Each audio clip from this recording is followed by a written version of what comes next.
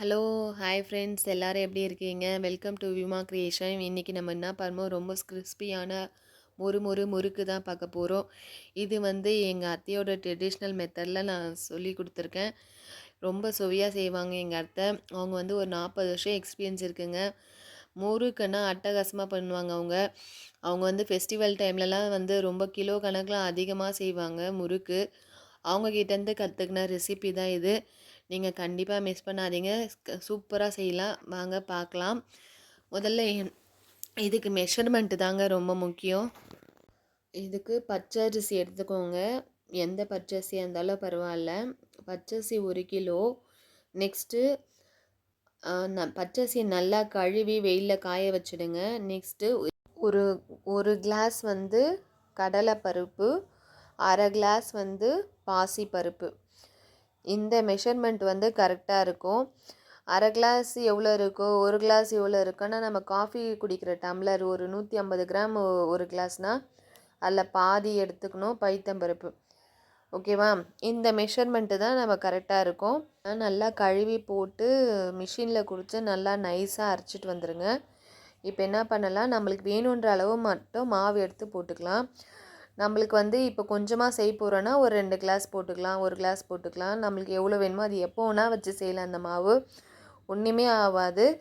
இப்போ வேணுன்ற அளவு போட்டுட்டு நெக்ஸ்ட்டு என்ன பண்ண போகிறோன்னா, ஓமம், சால்ட்டு, அதுக்கப்புறம் மிளகு, இது 3 தான் நம்ம போட போகிறோம்.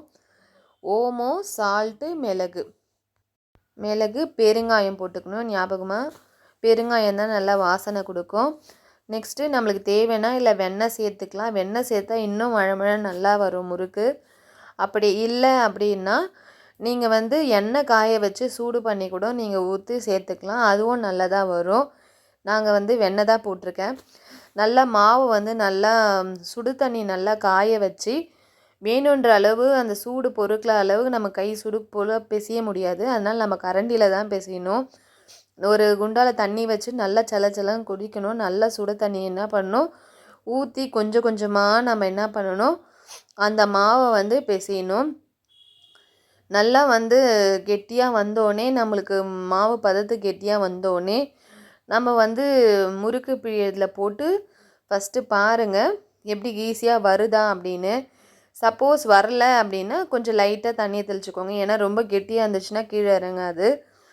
நல்லா நான் தளர்ற நம்ம டக்குன்னு விடும் போது நம்ம சர்றன்னு கீழே இறங்குற மாதிரி இருக்கணும். அதுக்குன்னு ரொம்ப தண்ணி ஊற்றிட்டிங்கன்னா படபடன்னு விழுந்துடும். அந்த மாதிரி செய்யாதீங்க. திட்டமான பதத்தோட மாவு பிசைஞ்சிக்கோங்க. அதுதான் ரொம்ப முக்கியமானது. சுடு தண்ணி ஊற்றி பிசையும் போது தண்ணி சூடாக இருக்கணும். அப்போ தான் மாவு ரொம்ப நல்லா சாஃப்டாகவும் முறுக்கும் நல்லா பொறுன்னு நல்லாவும் வரும்.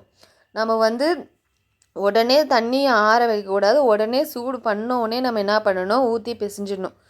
பிசைஞ்சு முடிச்சிட்டோன்னே அவ்வளோதாங்க, வேலை எதுவுமே இல்லைங்க. நெக்ஸ்ட்டு மாவு நல்லா இப்போ தொட்டு பாருங்கள், நல்லா சாஃப்டாக இருக்கும். ஏன்னா சுடு தண்ணி ஊற்றி பிசைஞ்சதுனால. நெக்ஸ்ட்டு நம்ம முறுக்கு பிழிறதில் போட்டு பிசைய வேண்டியது தாங்க. வாங்க பார்க்கலாம். எப்போவுமே விநாயகரை வச்சுட்டு தாங்க நம்ம பலகாரம்லாம் செய்கிறோன்னா, நம்ம விநாயகரை கும்பிட்டு தான் நம்ம செய்வோம். விநாயகர் வச்சுட்டு ஃபஸ்ட்டு ஒரே ஒரு துண்டு சாமியை வேண்டி எண்ணெயில் போட்டுடணும். அதுக்கப்புறம் தான் நம்ம சுட ஆரம்பிக்கணும். அது எந்த பலகாரம் செஞ்சாலும் முதல்ல விநாயகரை கும்பிட்டு செய்யணுங்க. எண்ணெய் பலகாரம் செய்யும் போதே நம்ம அப்படி தான் செய்யணும். எண்ணெய் நல்லா காஞ்சோடனே போடுங்க. காஞ்சோடனே கொஞ்சோண்டு ஒரு துண்டு போட்டு பார்க்குறீங்களா, அதுக்கப்புறம் கொஞ்சம் சிம்மில் வச்சுட்டு மீதியெல்லாம் போடுங்க. அதுக்கப்புறம் மீடியத்தில் வச்சுடுங்க. வேணுன்ற மாவு அளவு மட்டும் யூஸ் பண்ணுங்கள். மிச்சம் மாவு இருந்துச்சுன்னா பேக் பண்ணி ஃப்ரிட்ஜில் வச்சுடுங்க. ஒன்றுமே ஆகாது. வேணுன்னும் போது எடுத்து செஞ்சுக்கலாம். இந்த வீடியோ பிடிச்சிருந்துச்சுன்னா லைக் பண்ணுங்கள் ஃப்ரெண்ட்ஸ். நம்ம சேனலை சப்ஸ்கிரைப் பண்ணுங்கள் ஃப்ரெண்ட்ஸ். சப்போர்ட் பண்ணுங்கள். இப்போ நான் முறுக்கு வேந்துட்டுருக்கு. ஃபஸ்ட்டு ஒன் டைம் நல்லா ஒரு பக்கம் வேந்த அப்புறம் தான் நம்ம இன்னொரு பக்கம் திருப்பி போடணும். கொஞ்சம் நல்லா வேந்துருச்சுன்னு டக்குன்னு திருப்பி போட்டுறக்கூடாது. இதுலேயும் ஒரு முறுக்கு எடுக்கிற பதம் ஒன்று இருக்குது. அதுவும் நான் சொல்கிறேன் பாருங்கள்.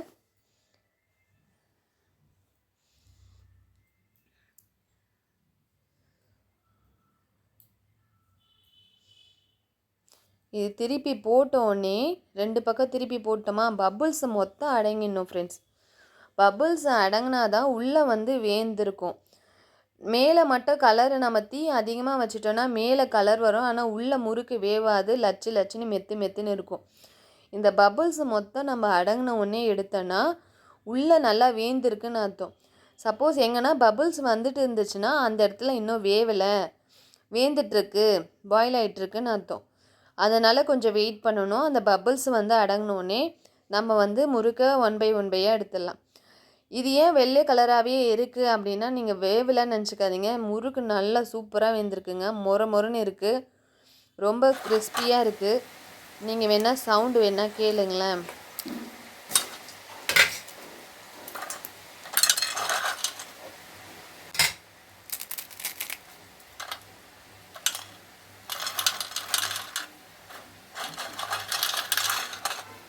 பார்த்தீங்களா எவ்வளோ சூப்பராக வெந்திருக்கு, ரொம்ப டேஸ்ட்டாக இருந்துச்சுங்க முறுக்கு.